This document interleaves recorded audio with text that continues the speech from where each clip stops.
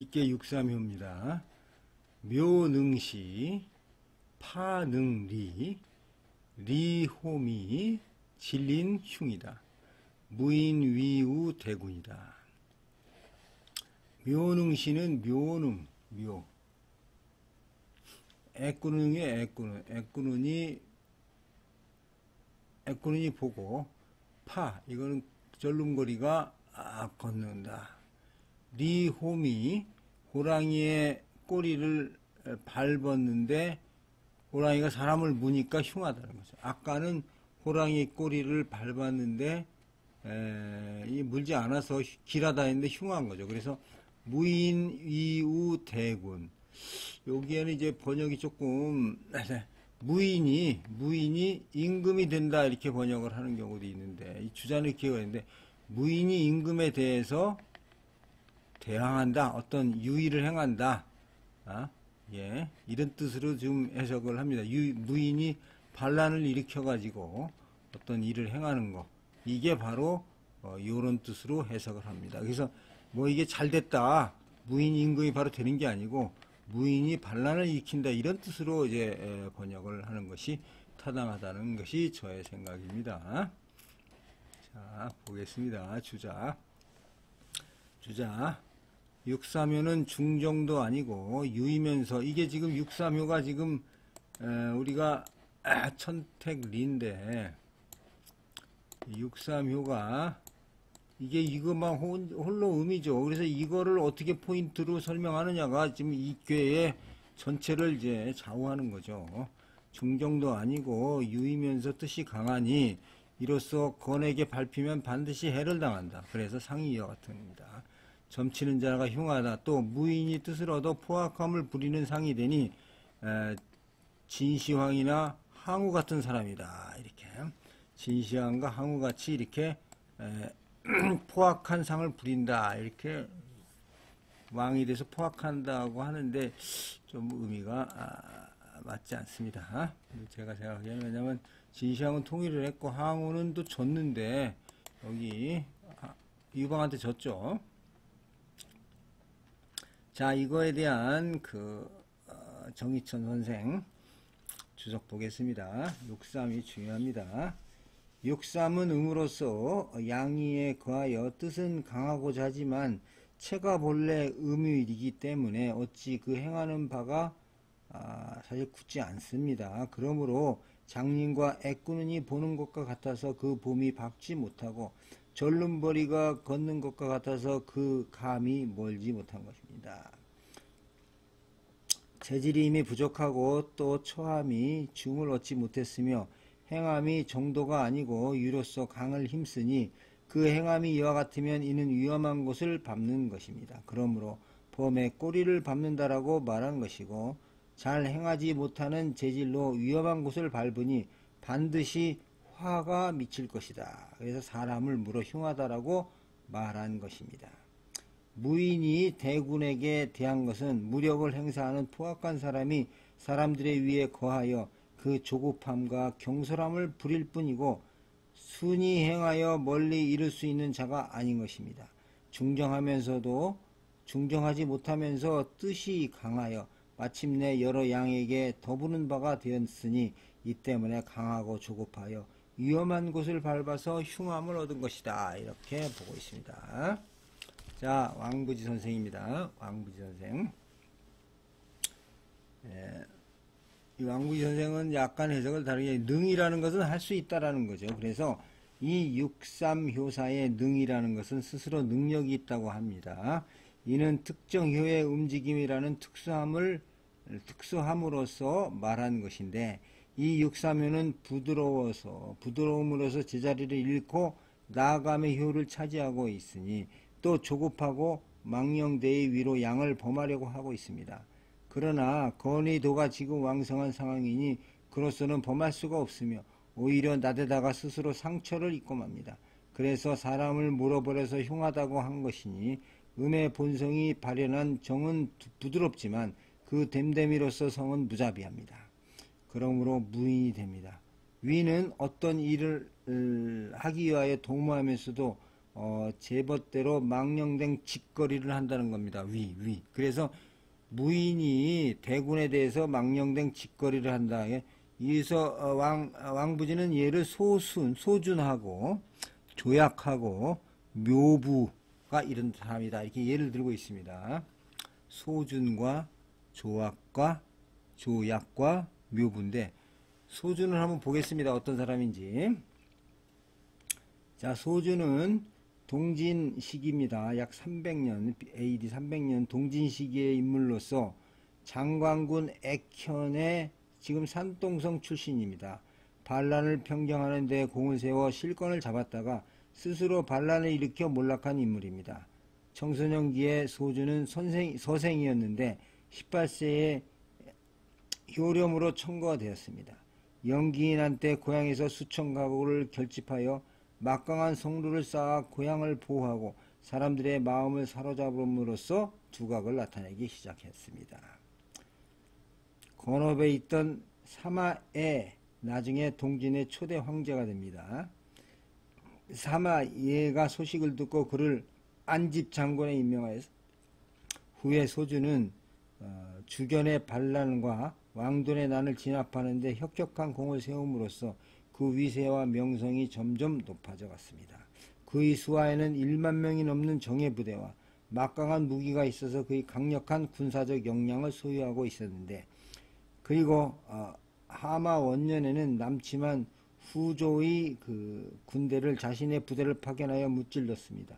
이러한 공훈과 자신의 군사력으로 말미암아 소준은 점점 오만해져 갔습니다. 그리고 자신이 왕이 되겠다는 마음을 품게 되었는데, 이렇게 그가 다른 마음을 품은 것에 대해 유량으로부터 견제를 받게 되자 소준은 두려움을 느낀 나머지 조약과 연합하여 거병하였습니다. 속속 전승을 거두며 그는 궁성을 함락하고도 꺼리낌 없이 후군과 광고를 약탈하였습니다.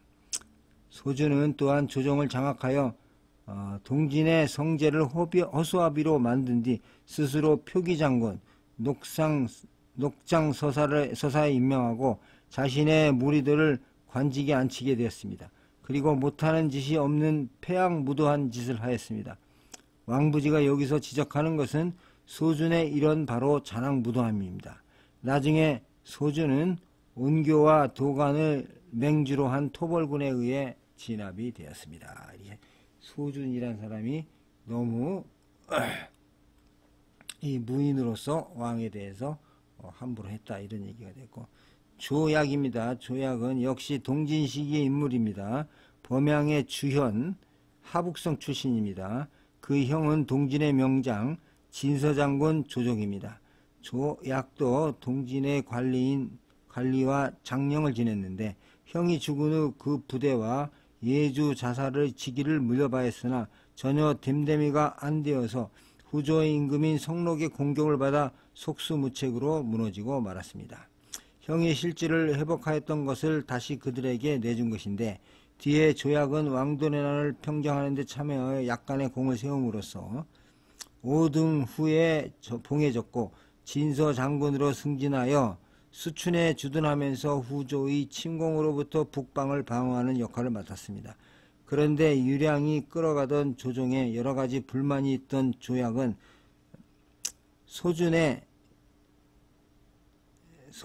소준이 유량을 토벌할 명분으로 군대를 일으킬 적에 기쁜 마음으로 연합하여 난을 일으켰습니다. 아까 방금 저희가 소준 얘기했죠. 소준하고 같이 했습니다.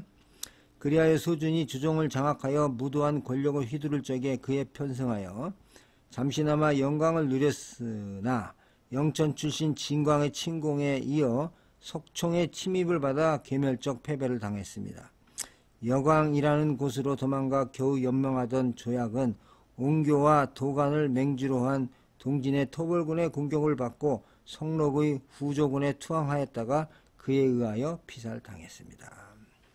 이런 식의 어떤 이런 옛날에 장군들이 바로 무인위우 대군이라는 말이 되겠습니다. 자, 그 다음에 구사입니다. 구사는 리호미 삭삭종결이다. 리호미. 그 호랑이 꼬리를 밟았는데 삭삭 두려워해서, 호랑이 꼬리를 밟았는데 두려워해서 아주 신중하게 하니까 마침내 길할 것이다, 이렇게 얘기를 하고 있습니다. 자, 주자 얘기 보겠습니다. 구사여 역시 중정하지 못합니다. 그러므로, 그리고 구호의 강에게 밟혔습니다. 그러나 강으로서 유의 자리에 거하였으므로 경계하고 두려워한다면 끝내는 기람을 얻을 것이다, 이렇게 설명을 하고 있습니다. 자, 왕부지 설명입니다. 왕부지 구사유는 굳셈의 덕을 지닌 건깨의 몸을 이루고 있으면서 맨 뒤에 자리 잡고 있으니 호랑이 꼬리에 해당합니다. 그런데 구사유는 육삼효와 서로 이웃하며 차례를 이루고 있는데, 그래서 육삼효가 나아가서 구오효를 범하려다가 보면 근접한 자기를 밟아버리게 되니 망령된 사람이 앞뒤 가리지 않고 덤비는 데서 범함을 당하는 상이 있기는 합니다. 효사의 삭삭, 색색이라고 읽기도 하죠. 삭삭, 신중함을 의미합니다. 구사효가 비록 호랑이이기는 하지만 굳셈으로서 부드러움의 자리를 차지하고 있으면서 인과 예로서 돌이켜 행동하고 신중하고 고요하여서 더불어 각축하려 들지 않습니다. 그러므로 끝내는 서로 물지 않아서 길하다, 이렇게 왕부지는 보고 있습니다.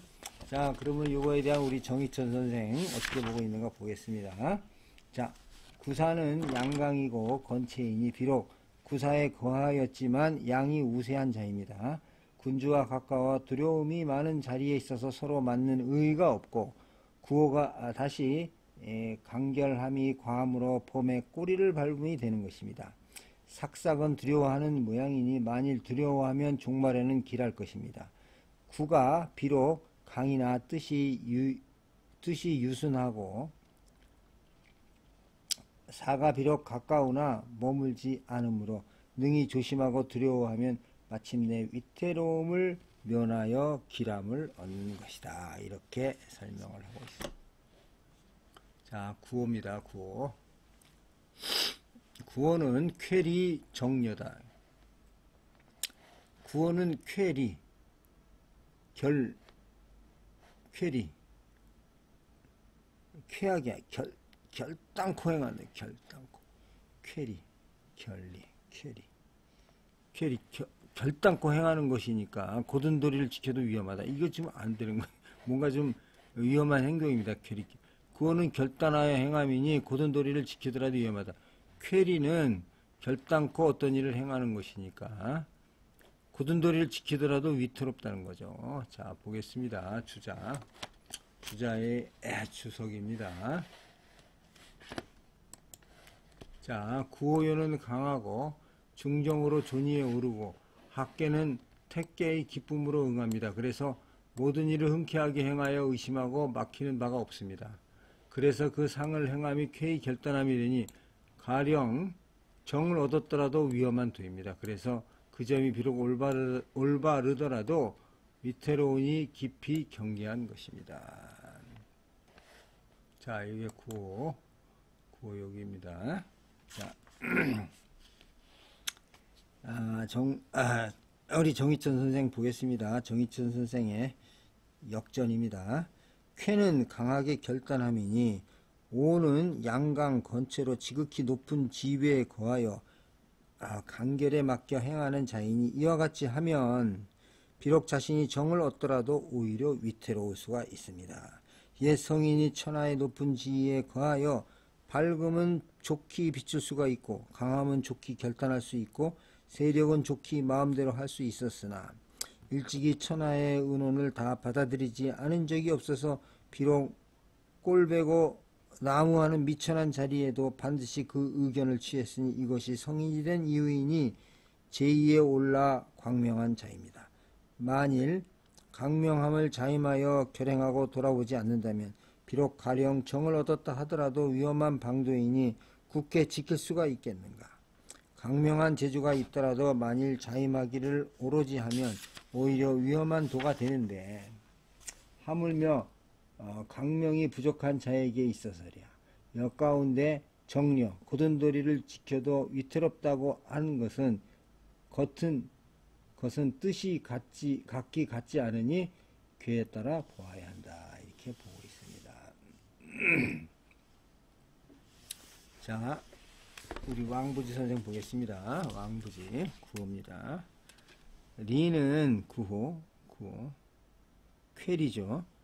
리는 부드러움이 굳셈을 밟고 지나가는 것이고, 쾌는 굳셈이 부드러움을 과단하게 결단함입니다. 그래서 이깨의 악깨인 태깨가 권세를 타면 리가 되고, 그 상깨인 건깨가 권세를 타면 쾌깨가 됩니다.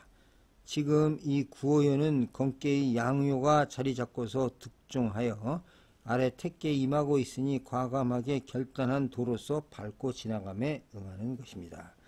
려의 뜻으로 풀이한 것에는 두 가지가 있습니다. 먼저 위태로움으로 풀이한 것이 있으니 위태롭지만 허물이 없다는 부류가 바로 이것입니다. 하나는 위험으로서 풀이한 것이 있으니 부인이 고든도리를 지켜서 위험이 있다는 부류가 바로 이것입니다. 여기서 고든도리를 지켜서 위험이 있다고 말한 것은 고든도리를 지키면서 위험이 있다는 의미가 되겠습니다. 이 구호연은 굳셈이 중정함으로써 제왕의 지위를 차지하고 있는데, 그래서 씩씩하고 결단할 능력이 있어서 쉽게 말하기도 어렵고 범할 수도 없습니다. 육삼효가 비록 밟고 지나가고자 하지만 그 위험을 꺼려서 저절로 굽히니 이른바 밟고 화나며 고질이 되지 않는다 라고 함이 됩니다. 자, 그 다음에 상구가 되겠습니다. 상구 마지막입니다. 상구는 시리고상 기선원길입니다. 시리고상, 이게 시리고상 기선원길입니다.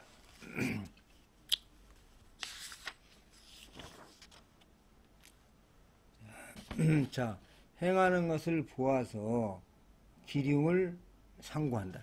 행하는 것을 보아서 고상 생각하고, 그 배품이 크면 길할 것이다. 배품이 크면, 그 주선한 배품이 크면 길할 것이다. 그러니까 행한 것, 리를 행한 것을 보면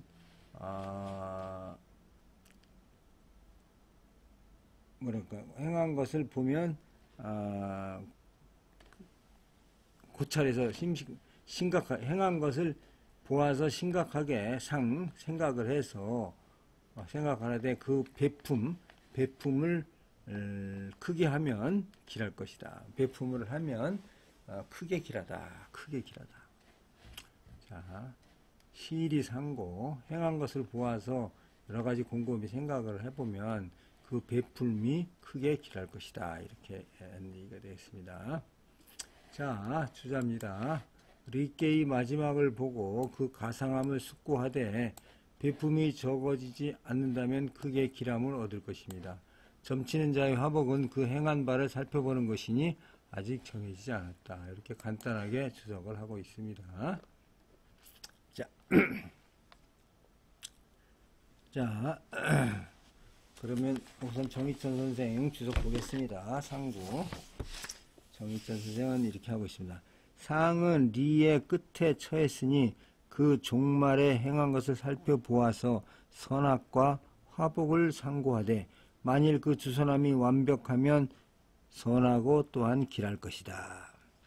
선은 주선함이 완비하여 자극되지 않음이 없음을 이룹니다. 사람이 행하는 것은 그 종말을 상고하여 보아서 만일 종과 시가 두루하고 완벽하여 하자가 없다면 선이 지극한 것입니다.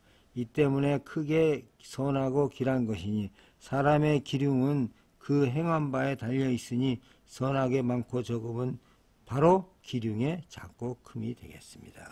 이렇게 해석을 하고 있습니다. 자, 이제 왕부지입니다. 왕부지는 자, 밟고 지나가려고 함을 상고한다. 생각한다는 것은 육삼효가 밟고 지나가려 함을 본다는 의미입니다. 그래서 선자는 돌이킴을 의미합니다. 그래서 상구효가 높은 자리를 차지하고서 아래에 임하며 육삼효와 서로 응하니, 육삼효는 막 윗사람을 밟고 지나가 범하려고 하다가 곧 마음의 발현인 정을 평온하게 가라앉히고 순종하여 받아들입니다. 상구효는 굽어보면서 육삼효의 이러한 정을 발견하고는 급박하게 꾸짖지 아니하고 다만 상황이 이렇게 된 원인을 자신에게서 돌려쳤습니다. 이래서 사라지게 하는 원리를 살펴서 재앙을 상서로움으로 바꾸게 되는 것입니다. 이에 육삼효는 자신이 골칫거리 역할을 하고 있었던 걸 없애고 물러남으로 돌아서서 상구효에게 말하기를 응하며 감히 윗사람을 능멸하고 밟고 지나가려는 생각을 내지 않습니다. 이렇게 선함으로써 사람을 키워내니 기람이 이보다 큰 것이 없다. 이렇게 설명을 하고 있습니다. 자, 여기까지 해서 우리 리께 두 번째 시간 마치도록 하겠습니다. 다음 시간은 택계가 되겠군요. 자, 이상 마치겠습니다. 감사합니다.